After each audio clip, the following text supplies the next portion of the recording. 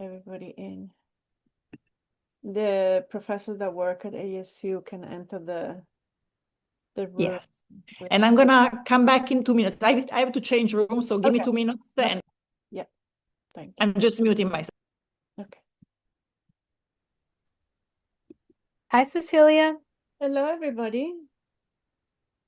So, Amanda, as these events last about an hour and 15 minutes, she's going to talk about 45 minutes, and then we will have some questions. Yeah. Do you still want me to introduce you or no? Yes. We'll just And then I will Okay. introduce Cecilia, and then I have some questions, and then I will, if anybody wants to then ask questions.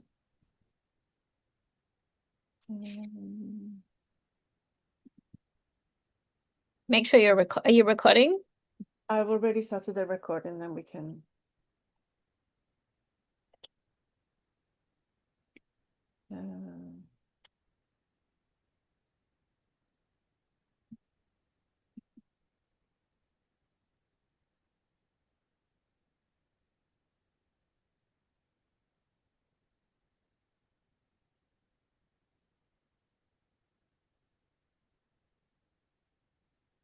Okay. Okay. Okay, you're ready then. Yeah, sorry, I had to change conferencing. Okay, that's great. Okay, I think we should begin so that there is enough time for the while other people join us. And then, so if you would like to ask questions at any point after the talk, please put them in the chat and I can read them at the end of the presentation. Thank you. Okay, Amanda, go for it. Great. Hi, everyone. My name is Amanda Kesher, and I'm the Professor of Practice in Museum Studies in the School of Art at ASU.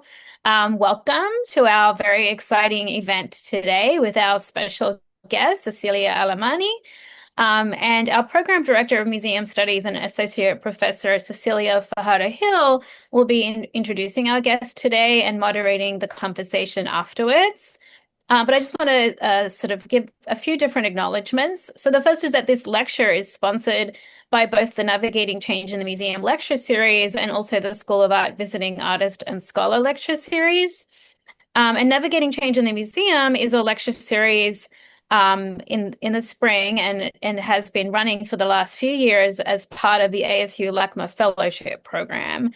And this is a program that is the result of a collaboration between the Herberger Institute at ASU and the Los Angeles County Museum of Art.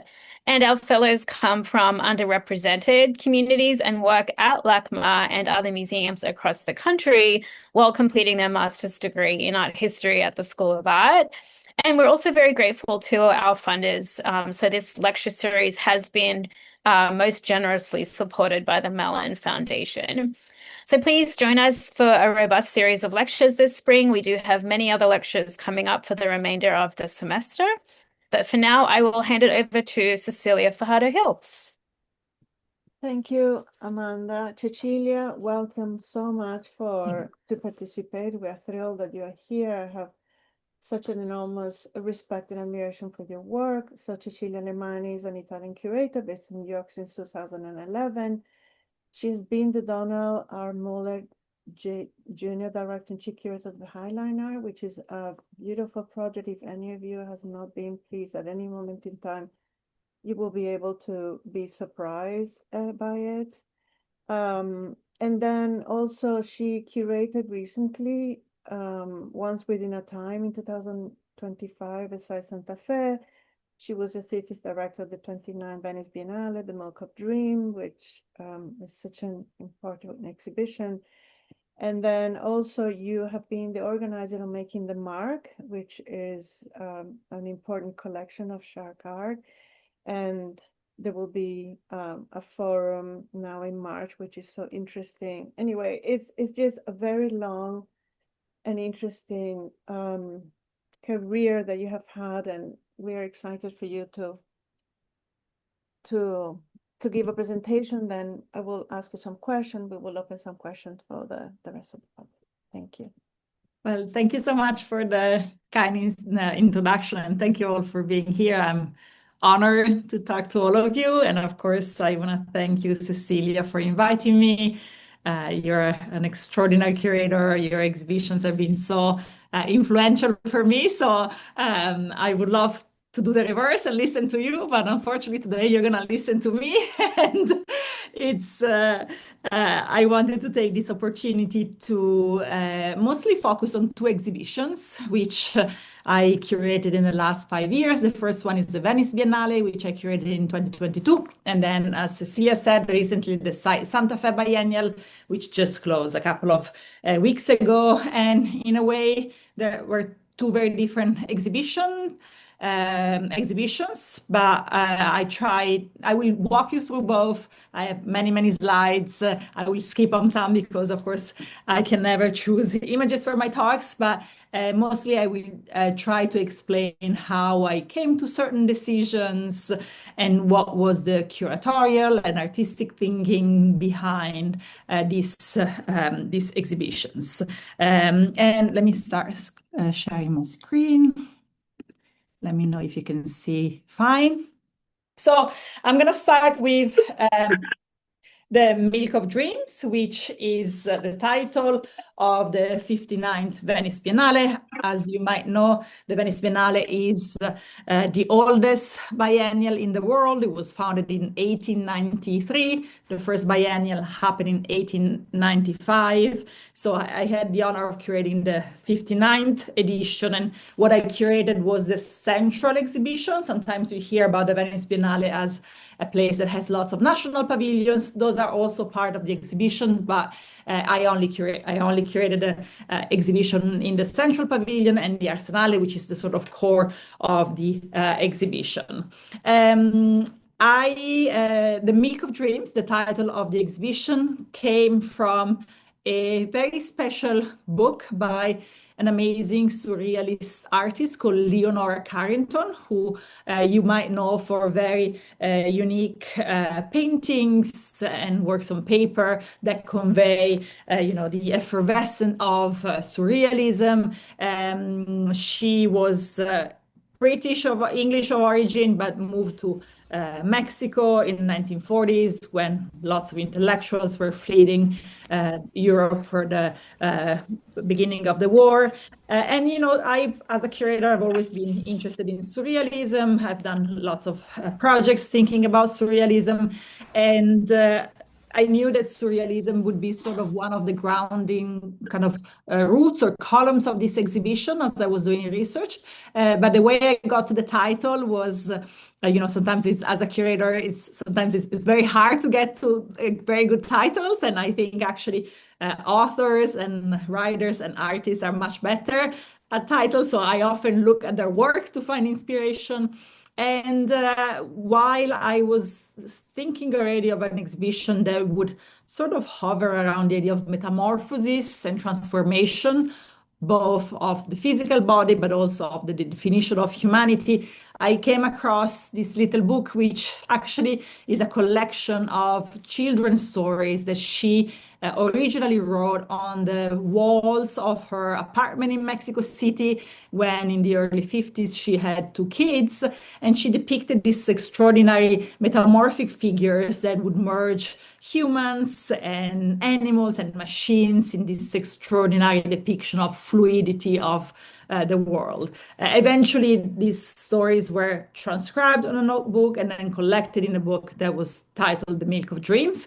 And so I really fell in love with this book, and I thought at that point of my thinking of the exhibition, I wanted to kind of use this book to title an exhibition that focused on the idea of sort of a journey through the many different otherworldly creatures and figures of transformation that accompanied me through this journey in terms of the definition of, the body and humanities. Just to give you a sense of how also I got here when I was nominated. Imagine it was January 2020, and in just 6 weeks, the world completely changed with the eruption of the COVID pandemic. And so while I was starting to do research, all of a sudden, imagine the entire world stopped, as you well remember. And so the genesis of this exhibition was really, really, really grounded into what was happening globally. And for over 6 months, which usually the first 6 months of this big exhibition, you do research, you travel. Of course, I couldn't do any of this.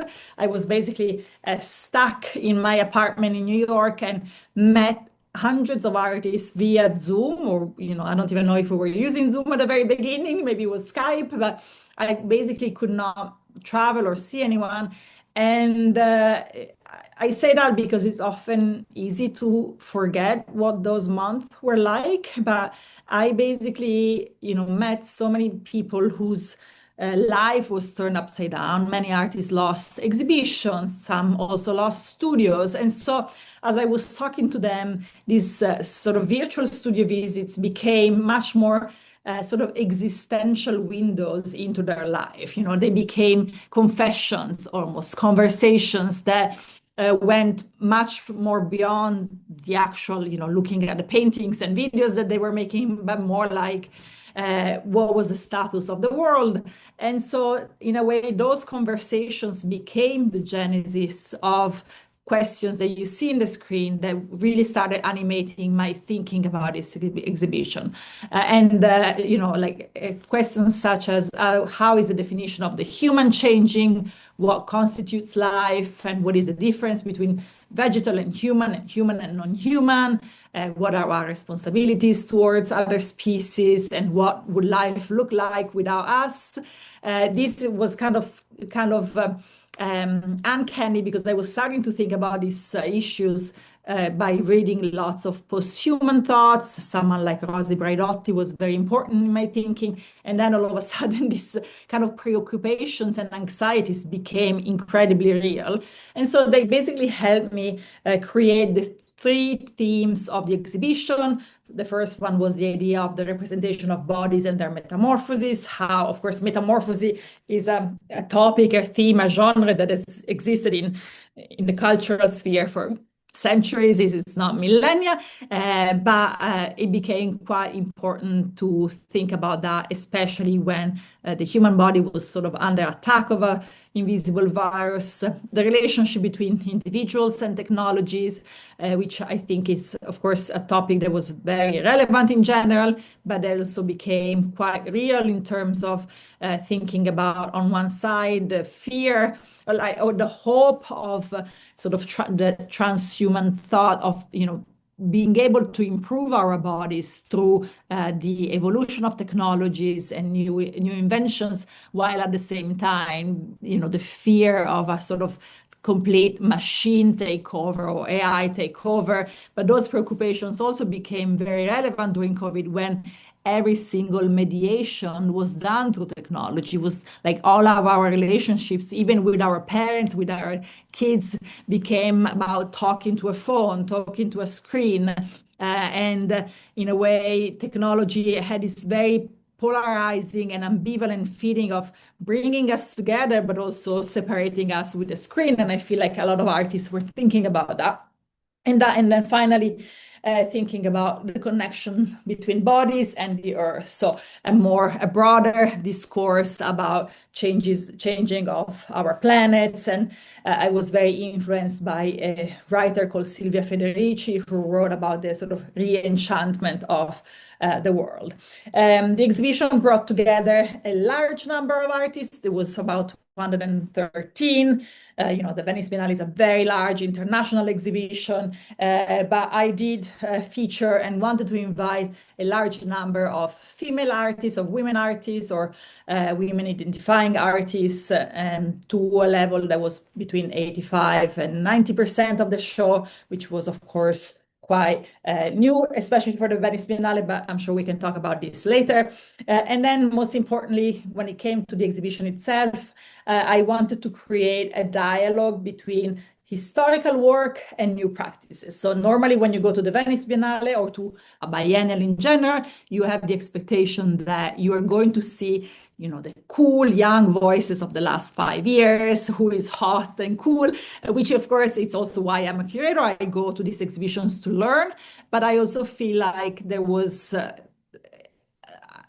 an opportunity for me to open up a little bit this mesh and this network of just looking at the now and kind of zooming out, a process of zooming out and looking also at history, especially in such historical institution like the Venice Biennale, which has been around since at that point for 127 years.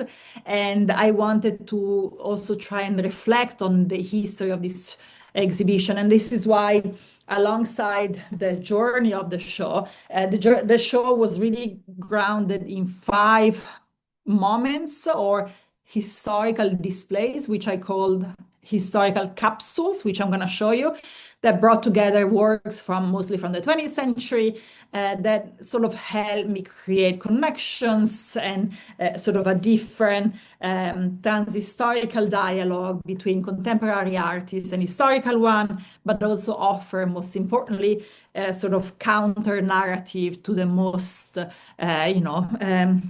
universal or more conventional or canonical art histories that we were used to, especially in an exhibition like that. And finally, I'm always interested in seeing what happens when you clash 2 different temporalities and 2 different temporal dimensions in an exhibition.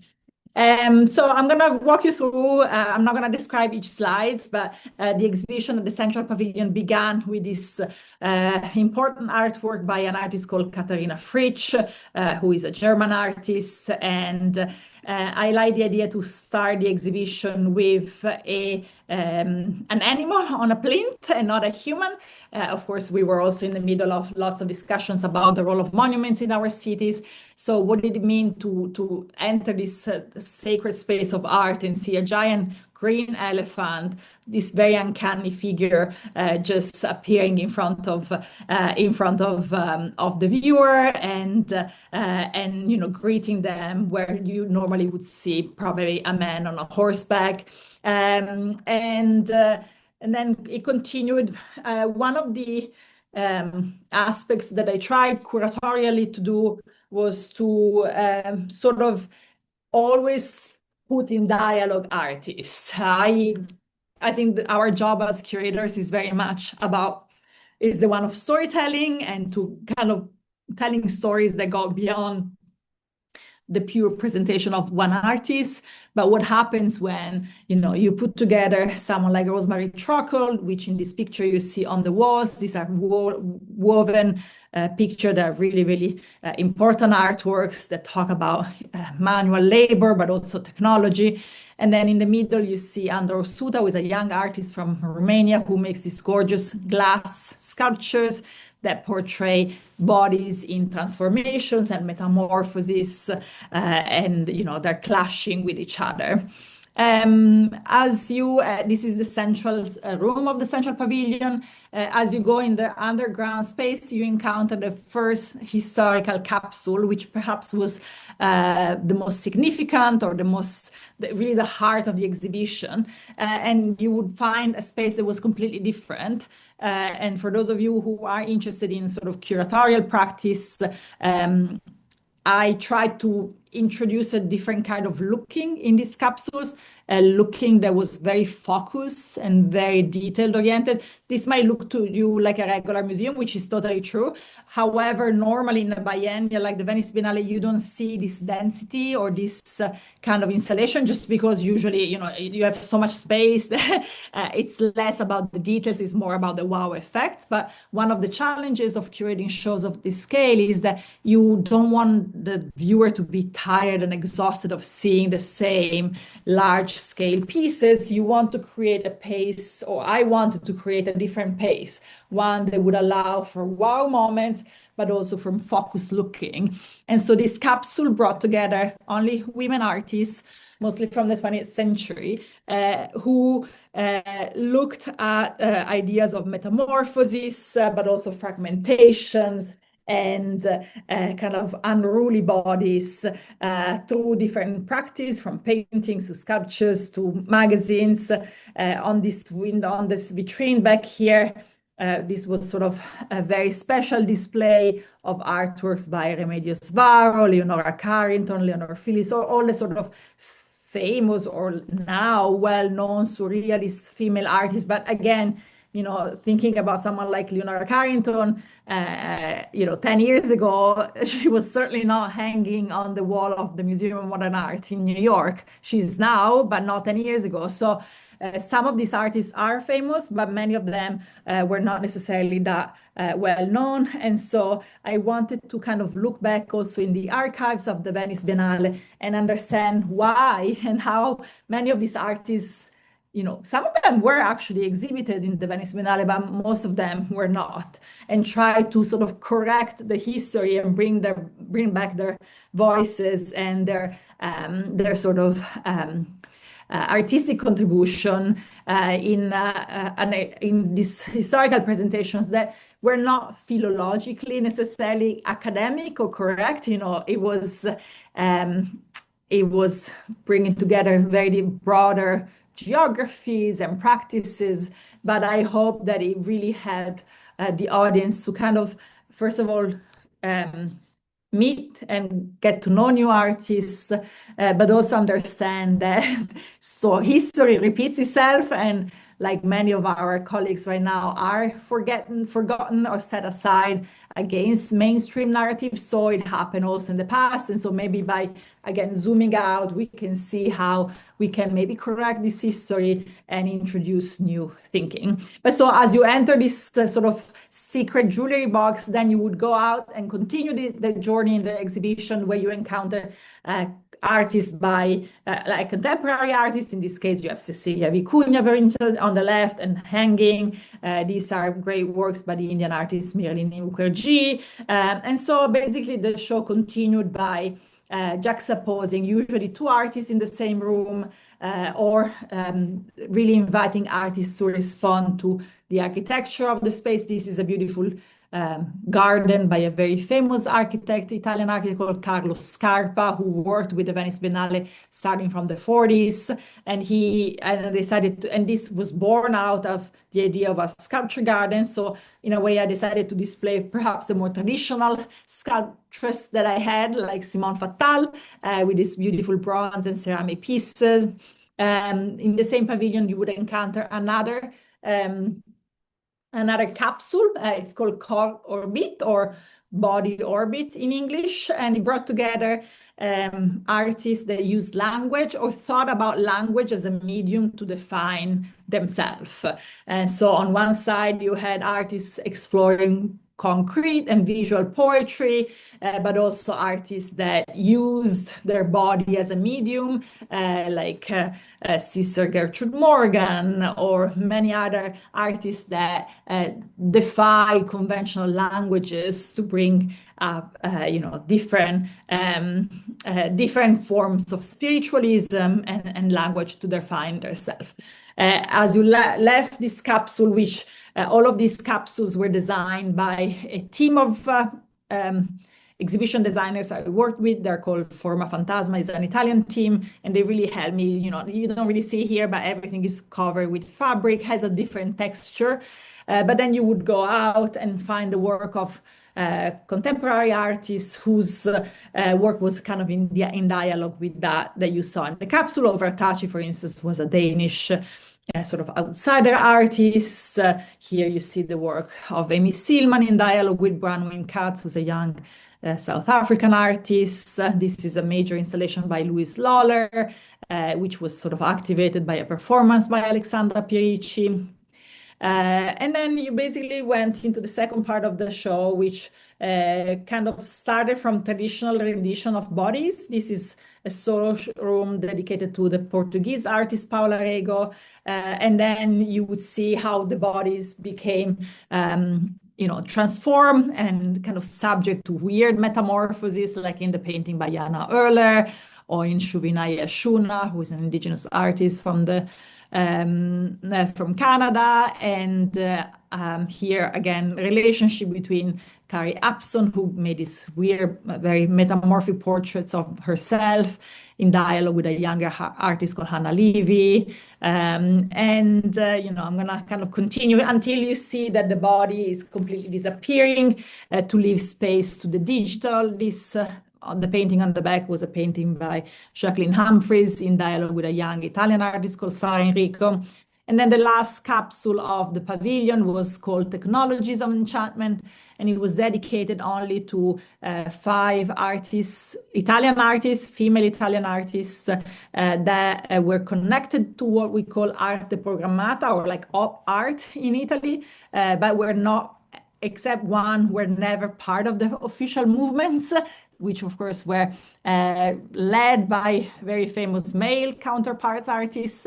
And so these artists were very excited about new technologies and also new materials like neon, plexi, and like playing with perception. And so this, again, you encounter a very intimate room, and then you go out in a room that brought together contemporary artists like Ulla Wiggen or Agnes Dennis, who have portrayed different mechanics of perception, like the eye and the iris looking back at you, or these early computer portraits that Ulla Wiggen, who is a Swedish artist, made. And then moving on to the last part of the exhibition here, the Central Pavilion, you had a work of someone called Sitzel Menche Hansen, who comes back also in my Santa Fe Biennial, but also Ellen Cameron Weir in dialogue with someone like Bridget Jungers, and very different generations, but whose work was in dialogue. P. Staff, who is a great artist based in LA, and then just concluding with a lighter touch on top of the pavilion, we had this sort of singing fish and sharks by artist Cosima Bombonini. And so this was one of the main 2 venues of the Venice Biennale, and then we moved to the second one, which is in a way the most iconic one, which is called the Arsenale. This is a 16th century building. This is in the shipyard of Venice, and this building is about 1,000 feet long. And the reason why it's like that is because they used to make the ropes of the boats. So they needed a very long space to stretch the sails and the ropes. And it's an amazing building, but also incredibly challenging, I think, for all of us curators that have to face it, because it's overwhelming, it's very repetitive. You always have these columns which you cannot touch. So in the past, many colleagues, including myself, one of the biggest challenges is how you face or you think about the architecture of this space. Because the Central Pavilion is much easier because it's more like a traditional Y-cube space. But this one, you really need space to hang the work. So you need to bring in an architecture. I decided again to kind of alternate larger scale pieces with more intimate ways of looking. So the beginning of the Arsenale was a celebration of Simon Lee and Belkis Ayon. Simon Lee is an artist from Chicago, based here. This is a piece actually I produced for the Highland in New York. It's called Brick House. It's one of her Anatomy of Architecture sculpture, in which she conflates the body of a Black woman, like the head of a Black woman with a body that is a reference to Western African architecture. But in dialogue here with a really special artist from Cuba called Belkis Ayon, who made these very beautiful, they're called colograph. They're almost like collages that depict sort of a female society. And then, the show continues again. Imagine that you have this very, very long corridor that you have to fill. And so here the atmosphere changes quite a bit. It becomes much more focused on Earth, on the planet, on environmental causes. So here you see the work of Gabriel Chaile, who's an Argentinian artist who makes these beautiful vessels made of adobe that can function as ovens, in dialogue with someone like Portia Zabahera. but also other artists like Rosanna Paulino to your left, who depicted these very beautiful moments of metamorphosis, where the female body becomes a tree or a plant. Britta Marakat-Labba is a Sami artist from northern Scandinavia, depicting her sort of everyday scene of her community of reindeer hunters and beautiful landscape. You have this beautiful Niki de Senfal, and then behind here you see this round shape is the first capsule that you encounter here at the Arsenale, which is of course a very challenging space. So we had to come up with a different sort of architecture. This had a very complicated title: a leaf, a gourd, a shell, a net, a bag, a sling, a sack, a bottle, a pot, a box, a container. I'm not crazy. This is the title that I stole from Ursula Le Guin, who wrote in a very lovely little book a reflection on the birth of technology, or what was the first sort of technological invention that was made by men. And very often we are told, we think is the sort of the weapon that the cavemen used to go out of the cave and kill whatever the mammoth or animals that were there. And she actually takes on a theory in which actually the first object of civilization wasn't the weapon, but it was the vessel. And so the vessel as a container, one of those that recites in the title, a bag, a shell, a net, the women used to go out and gather seeds for their own and their family sustainment. And so this was a sort of transhistorical presentation of works of artists whose work reflected on the idea of the container, the vessel, the body as a vessel, and had very disparate objects, including, of course, Ruth Azawa, who is an amazing artist, a Japanese-American artist who made these beautiful metal sculptures, but also Sophie Tauber-Arp. This was a bag made of glass beads that was like 103 years old. It's a very sweet little detail. The ceramics or vessel form of Toshiko Takaezu. This was Aletta Jacobs. This was not even her work. These were papier-mâché model of the development of the fetus inside of female bodies that she, as the first woman who went to university in the Netherlands, was able then to use when she went on teaching as models to show the female anatomy in her university class. And then so basically all around it were artworks by contemporary artists that sort of reflected on that idea, like Saudat Ismailova, Sofia Ferrato, Robert Gilles de Montes, and I won't go into too many details, but my hope was that by seeing the works in the capsule, you could also read this contemporary artwork with that lens in your mind. This was also a very kind of spectacular work by Delcy Morelos, who is a Colombian artist who brought this sort of labyrinth made of earth, which was covered with spices and coffee, and has a very physical flavor, like you had a sense of smell, which was really special because, of course, he highlighted a different sense that was not just the seeing, and all around it were the paintings of Jader Isbel, who was an indigenous artist from Brazil. Here you have Shironawe Akiiwe with these sort of alphabets or symbols on the wall, a large curtain by Emma Talbot. The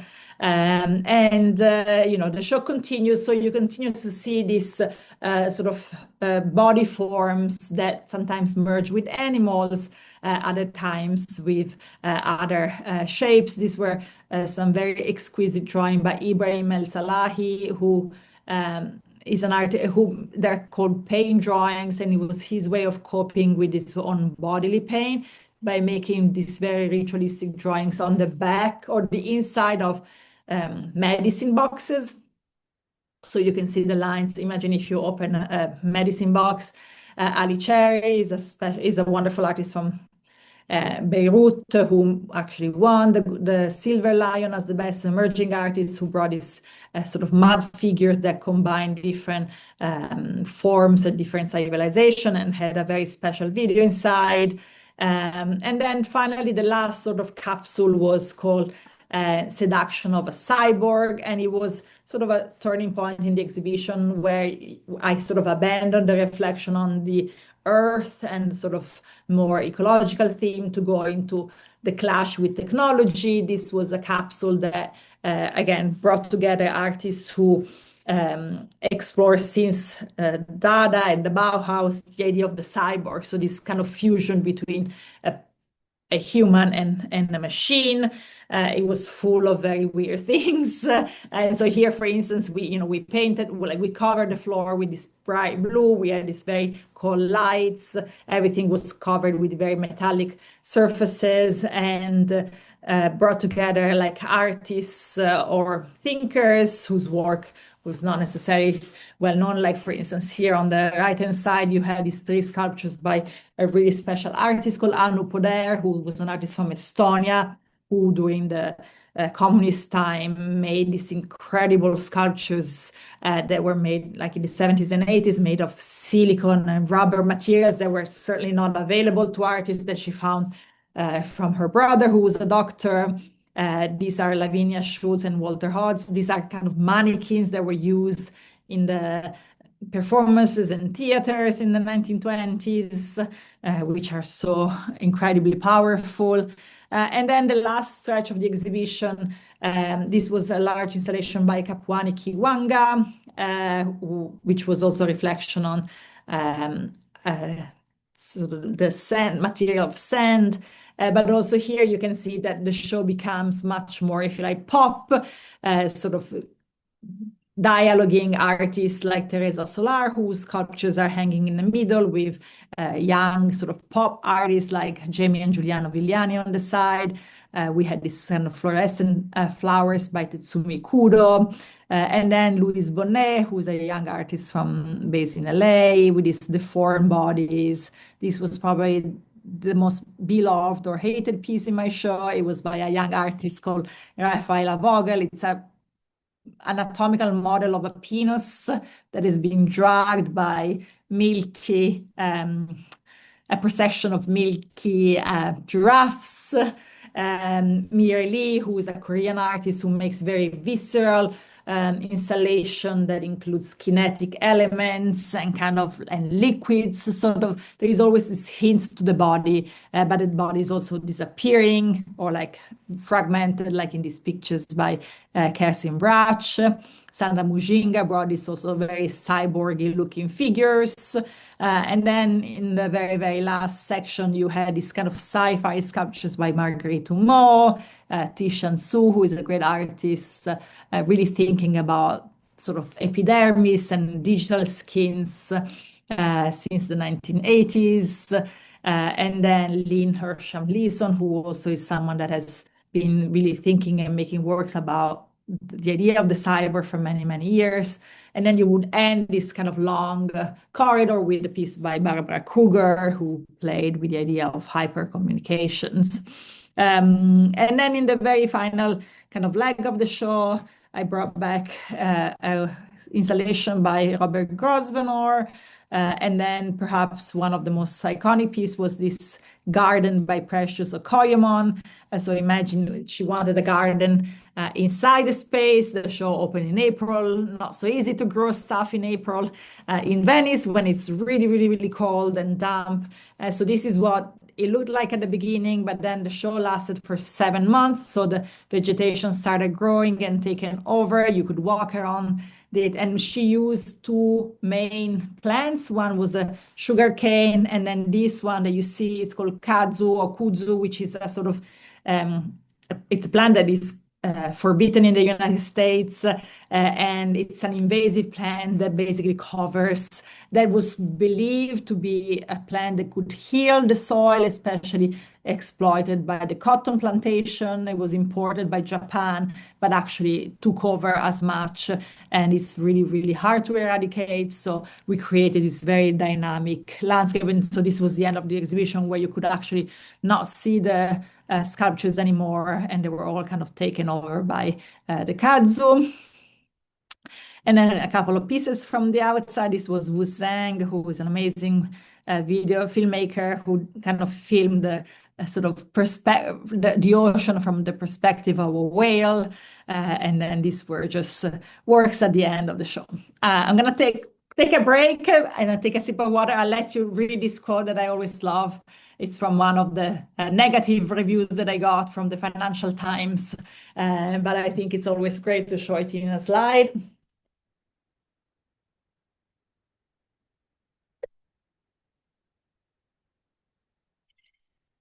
Usually I get asked, do you think it's still relevant to do all women shows? And I think this is the best answer that I can give, especially written from a female colleague.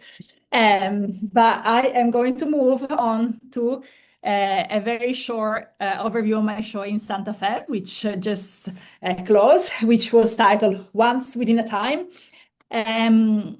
Just to kind of introduce you a little bit, the sort of, as a curator, what the challenges were. I went from a very large scale international exhibition like the Venice Biennale, which, as I mentioned, usually has the sort of responsibility of taking a snapshot of contemporary art in the last 5 years, or at least that's the assumption when you go to see it. Very, very international, very global, has very little to do with the city of Venice. Normally, when you go to the Venice Biennale, you don't expect to see Venetian artists or Italian artists, maybe a little bit, but that's not the assumption. And then I went from that to a show in Santa Fe, New Mexico, which was quite different. It's still a biennial. It's also a very important biennial that was founded in the 1990s in the sort of movement of globalization, in which so many cities around the world and places around the world thought or saw the biennial format as a way of creating cultural diplomacy, creating contacts with other nations. So Site Santa Fe actually started as a biennial, and then the first biennial was so successful, and they decided to create an institution that is now called Site, and celebrated 30 years last year. But the very first origin of Site was the first international, which is the name of this biennial. And so my main challenge when it came to curate this show was how could I do a show that is relevant for the place where this exhibition happens, while being international, as the name says, the international and global. So how do you sort of find a good compromise, or like a sweet spot of dialogue between what we can simplify by saying the local and the global, and which is kind of like the mission of Santa Fe, which is an international institution with roots or grounded in Santa Fe, New Mexico. And so I kind of had to go back and sort of learn a lot. I think one of the best aspects of my job is how much I can learn about artists, of course, but also cultures, people, and places that I would not normally be able to. Of course, also, while Venice is a very international and very kind of universal exhibition, here I also felt like I'm not from Santa Fe, I'm not even American, so I come as a foreigner, and the first thing that I tried to do was to learn and to listen.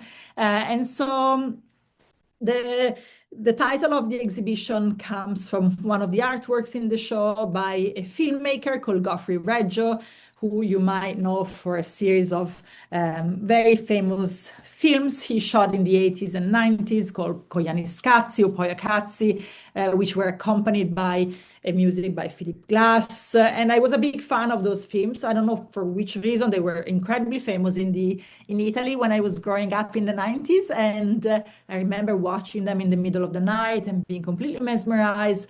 And when I started doing research in Santa Fe, I found out that Godfrey Reggio actually lives in Santa Fe, which I had no idea.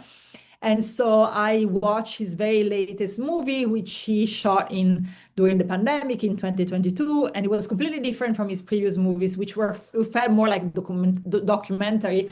And this movie was really about it felt like a fairy tale. And I was thinking about a show that would sort of be grounded in the idea of storytelling.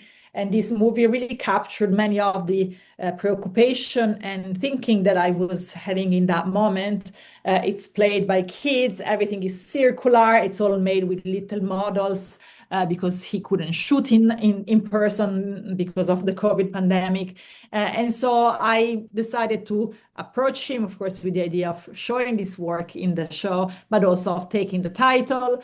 And so at the beginning, I was trying to think about whether it made sense to do a show about a theme, with a theme that sometimes is the sort of starting point when you, as a curator, you're tasked to do such a big exhibition. And so I started learning and I started studying a lot about Santa Fe and New Mexico and the Southwest in general. And I had this idea in my mind that instead of choosing a theme, I wanted to do an exhibition about the life of one person. And I wanted to pick a person that could be an everyday person and basically build a whole exhibition about him or her. But it became clearly impossible because I found so many incredible people, both famous and common, contemporary and past, and real or imaginary, that could be the person. And in the end, I decided that instead of choosing one person, I would choose a cast of characters, like a family album of, eventually they became 27. The number has no relationship, it's just because of the number of venues. And I chose 27 individuals, real or fictional, famous or unsung, that helped me ground the exhibition within the context of Santa Fe, but also helped me bring something more personal, like a personal storytelling that could be in relationship with the work of contemporary artists. So eventually it was a sort of symphony of voices, both artistic and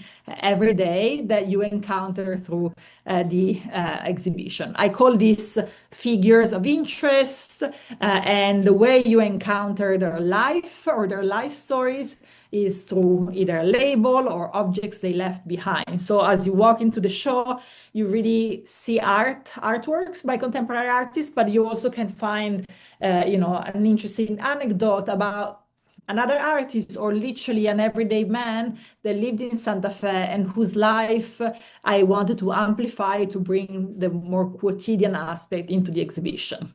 Eventually, there are 71 artists. Some are local artists, American artists, but also international. I try to either invite artists to respond to some of these figures, and others I just put myself in dialogue with some figures. So the show eventually had a number of sub-themes that you would encounter throughout the exhibition. Another challenge that I had about site after doing Venice is that the Santa Fe space is rather small, and so I wanted to find other ways to expand the exhibition, especially during the anniversary. And so we basically eventually spread the exhibition across 3 clusters of venues in Santa Fe and in Tesuque, and with the idea of creating collaborations both with local museums that are not dedicated to contemporary art or kind of unusual spaces. So as you walk through the show, you really have to grab a map and go around and maybe go back to certain places that you know very well, but you've never seen through the eyes of the artist. So this is the building of site. And I'm also gonna, in terms of time, I'm just gonna try and run a little bit through this because it's a lot of slides.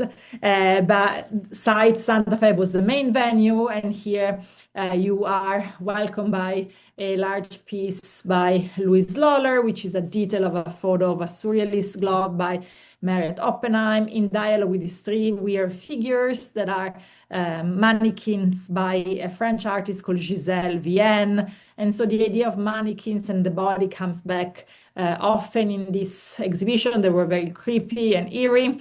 And this is the detail of the photo that Louise Lawler stretched. To give you a couple of examples of these figures of interest, the first figure that you encounter aside is Anne Scott Momaday, who is, of course, a very celebrated author, who also was very influential. I read a lot of his poems and writings, and a few years ago, he unfortunately just passed away last year, but a few years ago, he wrote this beautiful poem called In the Telling, in which he talks about how stories come back in a sort of cyclical way and are told, from family to family and within the family. And so I like this idea of circularity and of the storytelling comes back also as a figure in the exhibition. These are actually prints that he made. He was also an artist. So in this case, you enter the space and you can read about his life in a label that you don't see in this picture, but a label that was written by his daughter, and then see his work. And then all around it, you would encounter works that, in my opinion, had a relationship with that poem.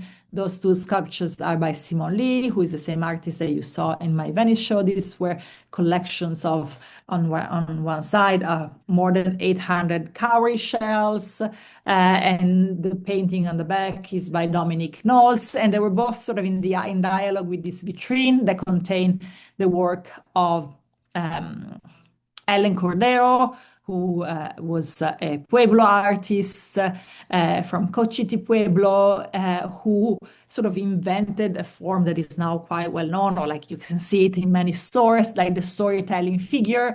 But she was the very first one to come up with this figure. And these are usually male figures, usually their grandfathers, depicted in the act of telling a story.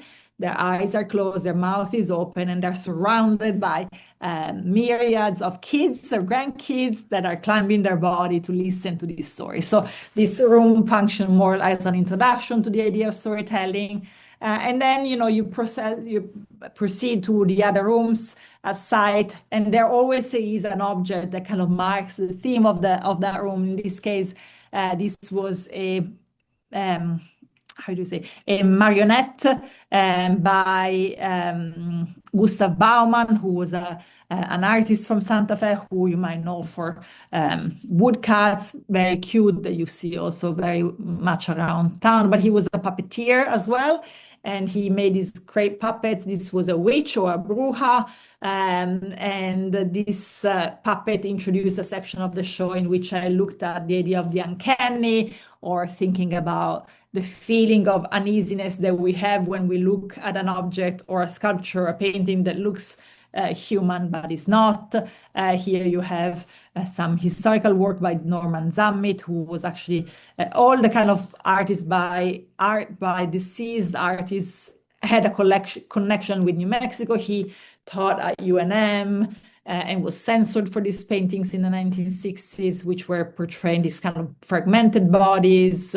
Here you encounter another kind of figure of interest, which was Doña Tules, who was a very independent lady that in the end of the 1900 had a famous saloon or bar in Santa Fe. Some might say was a brothel, but she was very successful financially, that she kept money in this box, which we brought from a local museum.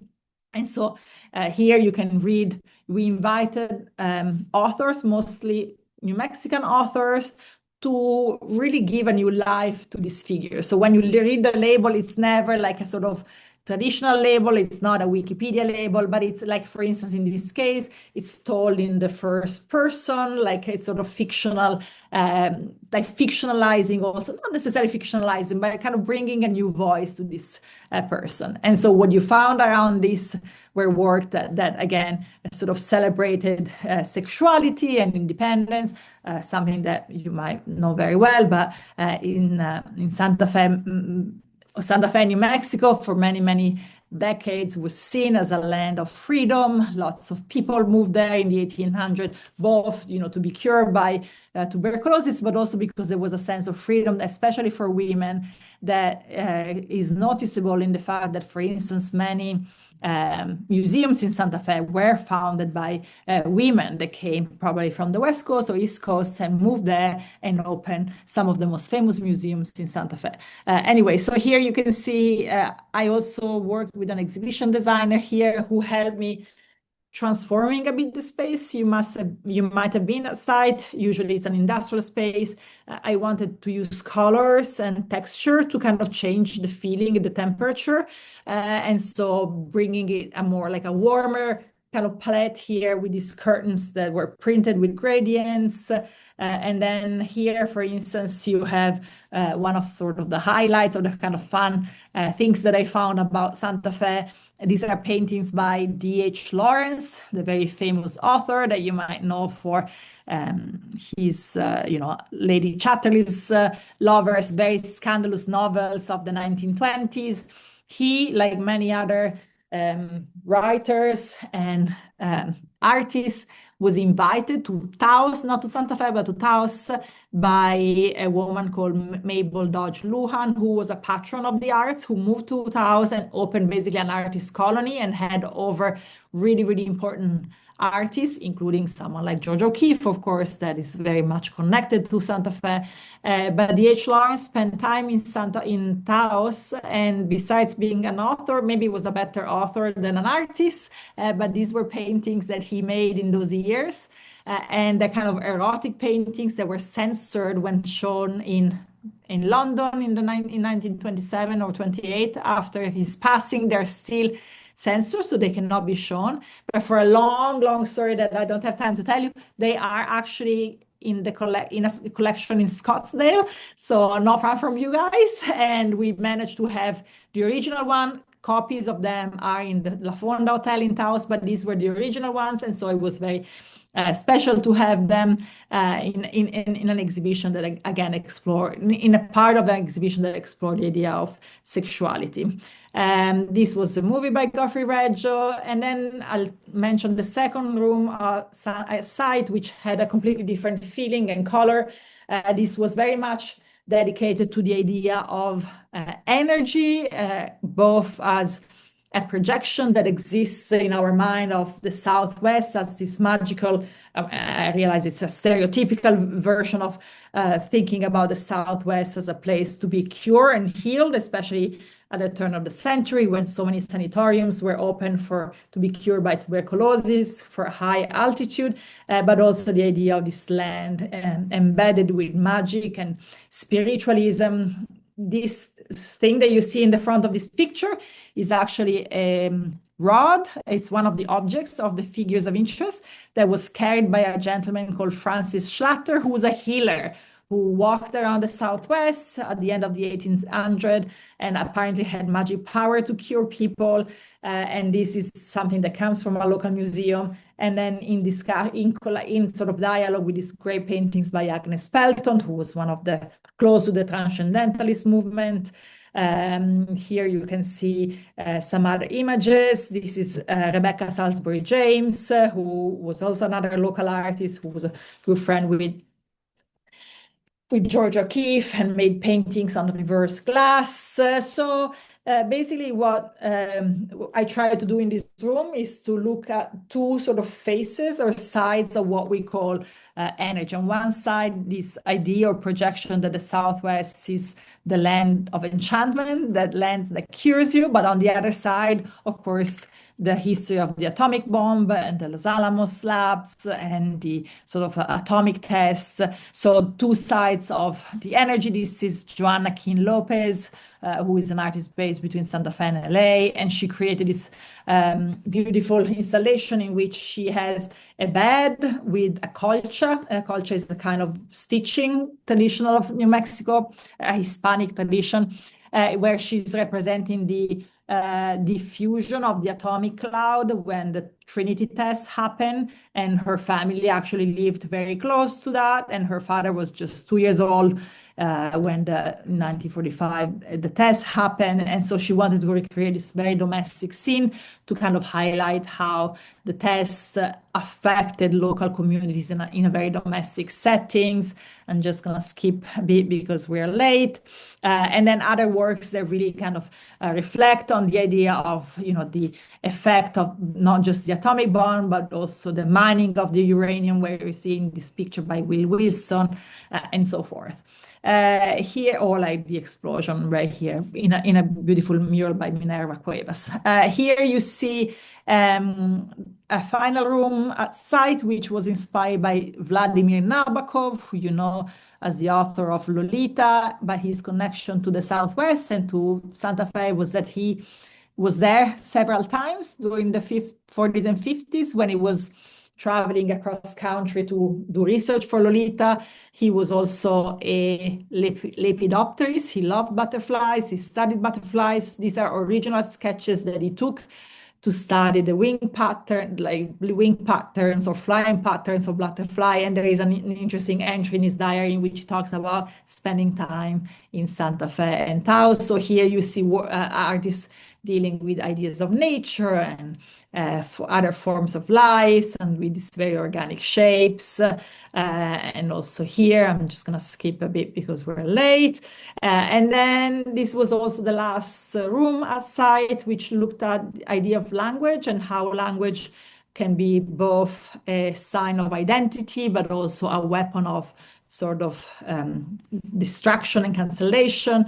It was inspired by one of the Navajo code talkers, who were a group of Diné men who both in the First World War, but mostly the Second World War, were employed by the military to come up with codes that were based on Navajo or Diné language, so that they were uncrackable by the enemies. And so it's in this show, I looked again at the idea of language, but also technology. These are weavings by Marilu Schulz that represent computer chips. And these are Hammersley's early computer drawings made with one of the first computers that were made available to people in Albuquerque in 1964, I believe. And then, just very quickly, the show again takes place in many different venues, collaborating both with museums. This is the Modern Art Museum in Santa Fe, and these are paintings by Maya Rutznik, who is a local artist who covers some of the very problematic paintings that exist in this auditorium that represent sort of histories of colonization of the Franciscan people coming to the sort of so-called New World. So again, integrating her work in this beautiful architecture. This is Daisy Quesada Ureña, who sort of did a very thoughtful and thorough work of working with the History Museum and other local museums to encapsulate certain iconic objects in this plexi box, including her own, to create this sense of overlap in time. There was a weed store that we took over for this fun installation by Omari Daglin, who transformed this space into a factory of dolls. This was a famous jewelry shop where a Chinese artist called Yunyao Zhang created these very beautiful drawings. This is Gabrielle Lirondelle Hill, who is an artist from Canada who created a sort of play for spiders in the form of concrete poetry where the objects would change. So basically the idea was for visitors to go and discover Santa Fe, even to places they've been many times, but maybe to be able to see it through a different lens. This is Amol Patil, who is an Indian artist who transformed this old trade post store into a reflection on labor with these beautiful and very poetic objects. Finquita was an old foundry in Tesuque, which is a village not far from Santa Fe, and we took it over for larger installations, including Guillermo Galindo. These are David Horowitz, who basically wanted to pay homage or to remember kind of chapter of Santa Fe's story in which you probably know there were lots of imprisonment camp for Japanese people during the early 1940s, and there was one also in Santa Fe. And he has a specific personal story. His own grandmother was incarcerated in one of these, not in the one in Santa Fe, but in another one. So he basically did research about the history of the Santa Fe camp and created this installation that contained 4,555 glass marbles that contain each, let me see if I have, each of them had a pinch of sand that was taken from the site where the camp used to be. The camp doesn't exist anymore. There is actually not, there is just a little plaque. And so he created this sort of constellation of souls or memories on the floor of this place. And then there was another section of the show that had more digital works in these old factories where lots of people had been, but not inside necessarily.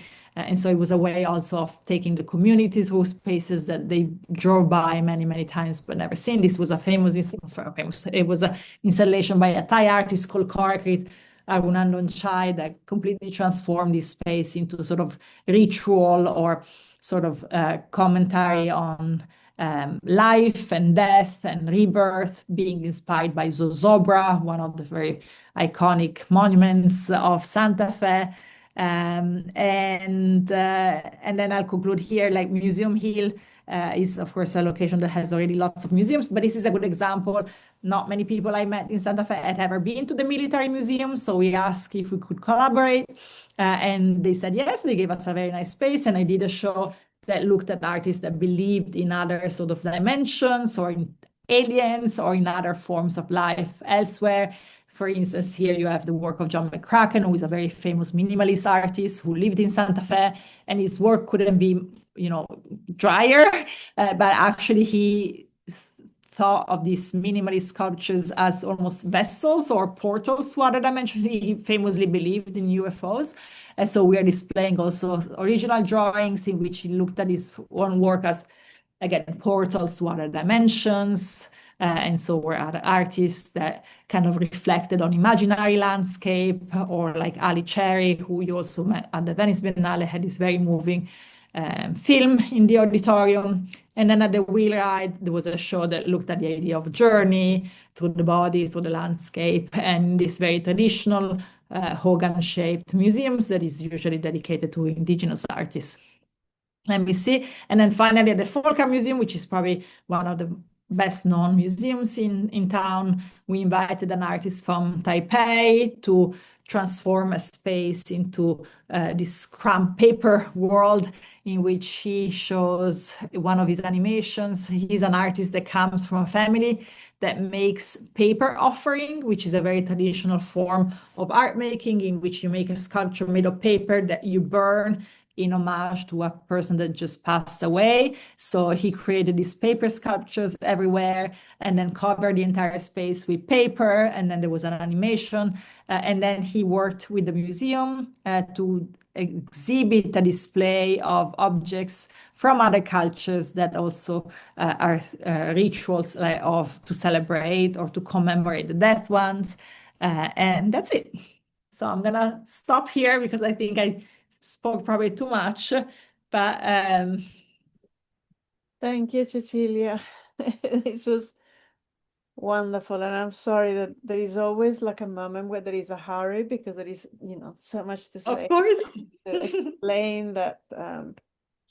I would actually like to ask you, because you're a curator that moves between different forms of curating. So you curate the High Line, which is based on commissioning artworks. Yeah. Then you curate solo exhibitions like the recent William de Kooning or the Gagosian. And then you have exhibitions like Making the Marking. And then you have the Site Santa Fe, which is more site specific, or you have Venice. because you emphasize several times the idea of storytelling. But so, for example, in the High Line, how would that work? And how do you move, between all these different forms of curating, between the historical, the contemporary, the commission, the work that doesn't exist, to, imagining things in space?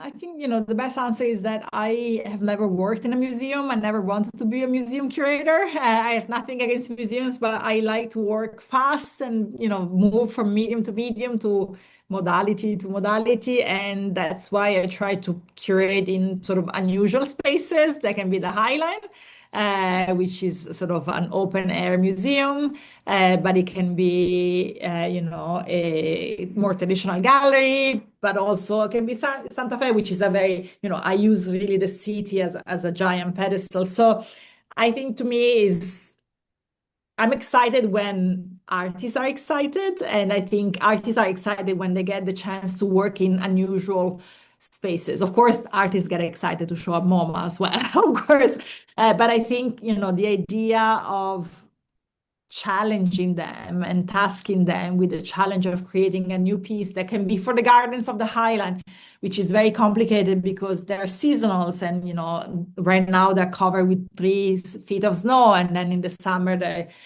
completely surrounded by the vegetation.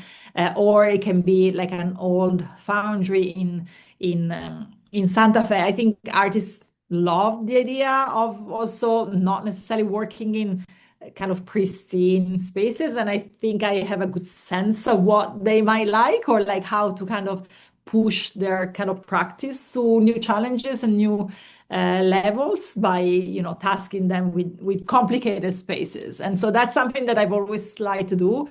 But I think it always goes back to what the artists want.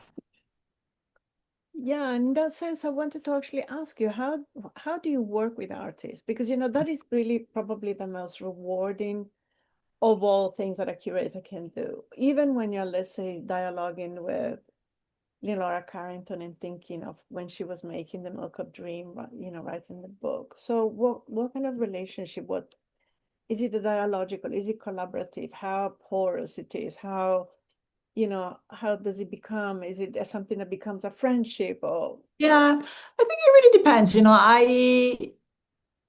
I see my job as that of a sort of facilitator.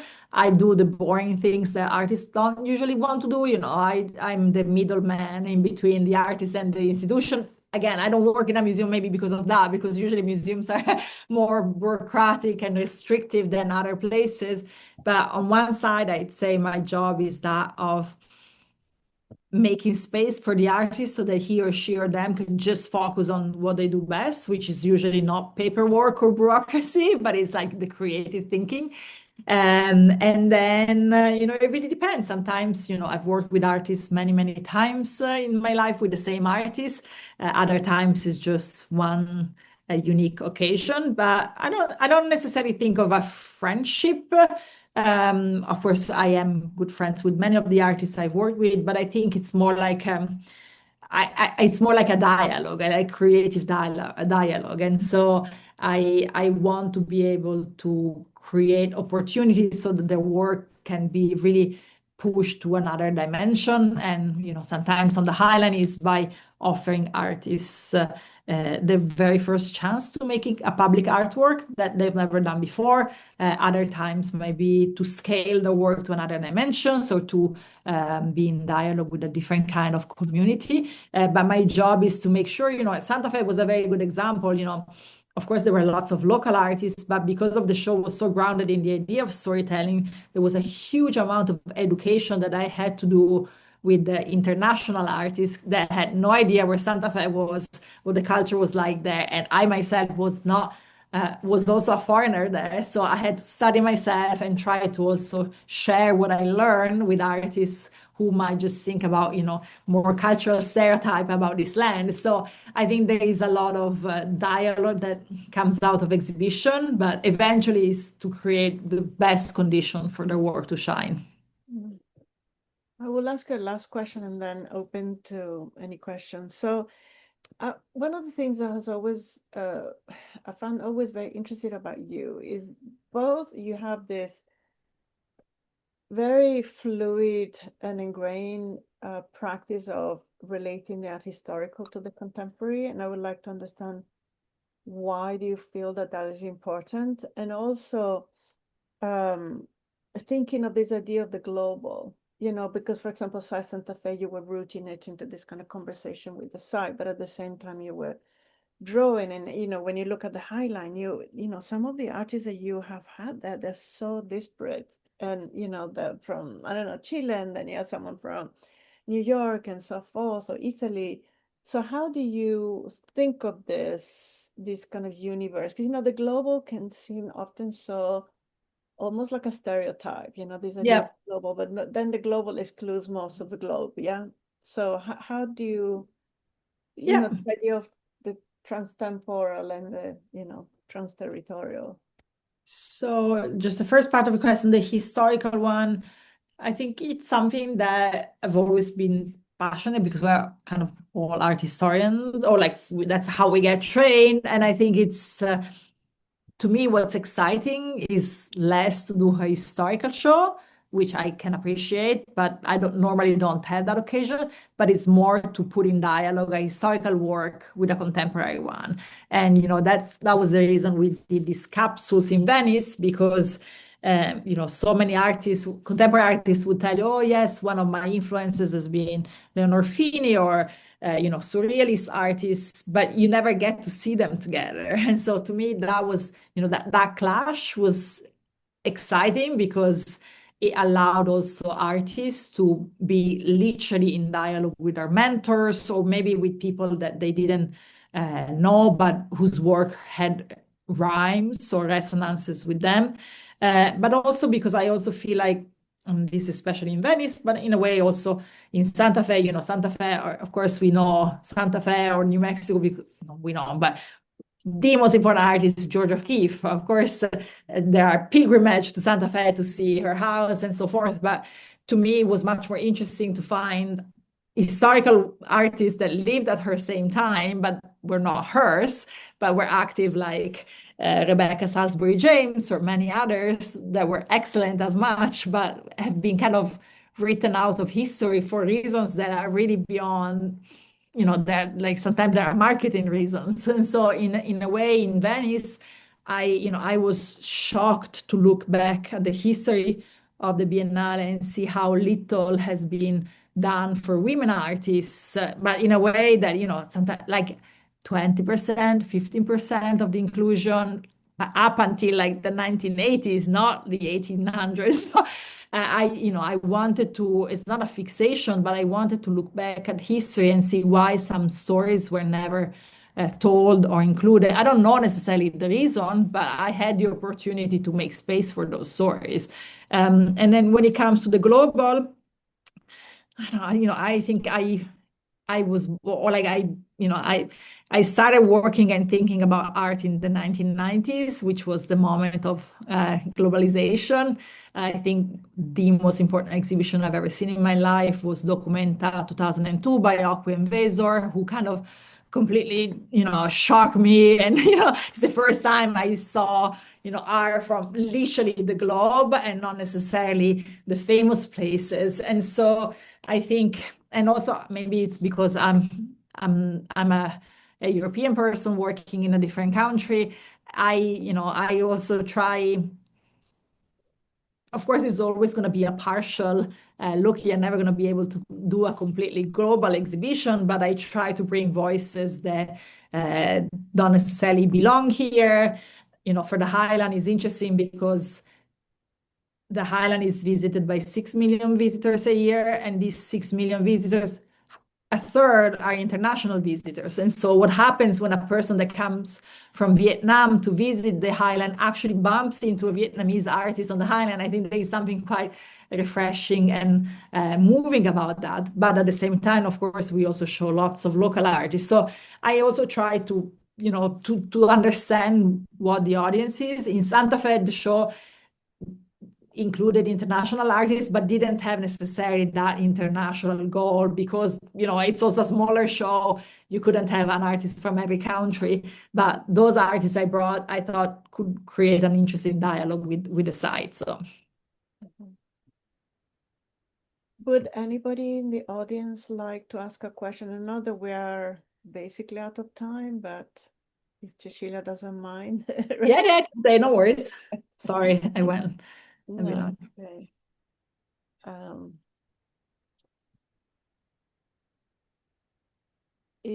Oh yeah, I think we have Amanda. sure. Yes, thank you so much. It was such a pleasure to hear from you and your brilliant curation. I've admired your work for a very long time. So I wanted to ask you about two things. My work is very much, as a curator, I'm dedicated to work of disability and disabled contemporary disability art. And something that you said, and I think one of the critiques that you had received was about this sort of so-called corrective approach to curating, where you're including women artists on purpose. And I kind of, in my work as a curator, I purposefully see it as corrective because I only include disabled artists. Yeah. Occasionally, I bring in others to, build the dialogue, as you said. But I'm very intentional about trying to address that gap. So I guess I'm kind of wondering for you how you feel now post Venice and thinking about the future of Venice, perhaps, and how Venice, in my mind, still has a responsibility to address other gaps for other minorities. And if you have thought about that in your work in other ways. Yeah, it's interesting. What I try to do, I don't know if it was the right approach, but I think it's interesting that also Cecilia invited me as a brilliant curator who did a lot of shows and, a great show like Radical Women. But with Venice, I hate to say strategy, but my methodology it wasn't an exhibition about women artists. So Cecilia's show was a historical show, which was so fundamental because it really created a manual and an incredible piece of history that was missing and was historicized. The Venice Biennale is different, right? Because it's not a museum show. And so I never claimed that was an exhibition about women. I just did it. And so it was an exhibition about metamorphosis and bodies and transformations. And that happened to include 85% of women. But I try always never to necessarily be outspoken or declared. Maybe, some people might say that was not the right way of doing it. But I did that because I wanted to show that you could do a good show only with women artists without being a show about women artists. Because I already, I think the show was praised internationally and in Italy, which is a very, macho society. Actually, it had not the opposite effect because, of course, people liked it, but a lot of people did not want to engage with it because it was featuring lots of women artists. Even though I did not necessarily made it a feminist show, but because they just they didn't want to engage with it. Oh, it's just a politically correct show because that was also the time of that. So it was kind of interesting to see the reaction of people because, but just going back to my own curatorial practice, I did not want that to be the focus, but it was in a way that was less about saying it and more about doing it. And also, I also feel like, there were 180 women artists in my show, and I don't feel like I could put them under one label. Many artists in my show did not want to be labeled as women artists or feminist artists. They were just different artists. Others loved it. And so it was a polyphony of voices that I brought together, but not necessarily under that label. So it was more like a tool. And I think sometimes that is a good way, especially, America is different, but Europe is a bit, I think, behind when it comes to gender parity and, appreciating other life history and art forms. So I was careful not to frame it as a manifesto and more just do it and curious to see what happened. I don't know if I answered your question. I took it a bit tangential, but Yeah. sometimes it's about just doing it and showing artists that you're interested in.